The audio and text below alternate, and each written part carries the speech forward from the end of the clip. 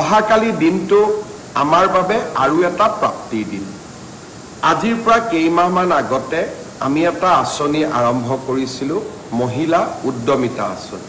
অৰ্থাৎ অসমৰ আত্মসহায়ক গোটৰ সদস্যসকলক ব্যক্তিগতভাৱে উপাৰ্জনমুখী কামত জড়িত কৰিবলৈ 10,000 টকাকৈ আমি সহায় কৰোঁ।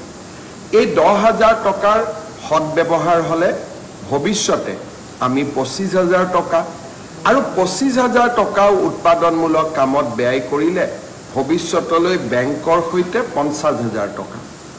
যেতিয়া মই এই আঁচনিটোৰ কথা কৈছিলোঁ, মহিলা সমাজে অত্যন্ত উৎসাহেৰে আগবাঢ়ি আহিছিল।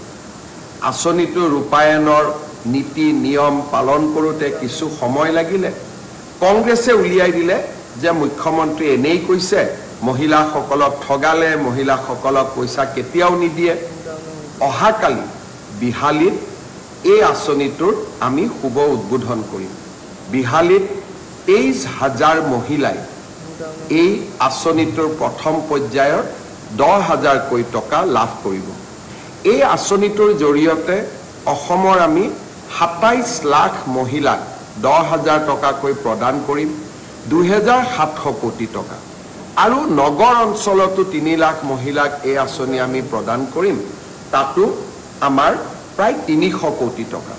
অৰ্থাৎ আমাৰ আই মাতৃসকলক উৎপাদনমুখী আৰু মহিলা সবলীকৰণৰ দিনত কালি আকৌ এটা বিশাল পদক্ষেপ। অৰুণোদয়ৰ পিছত মহিলা সবলীকৰণৰ ক্ষেত্ৰত অসমে অহাকালি আৰু এটা শক্তিশালী খোজ পেলাব। বিহালীৰ কালি সভাখনৰ বাবে নিশাটো অপেক্ষা কৰিম। মই সকলো আই মাতৃসকলক শুভকামনা জনাইছোঁ।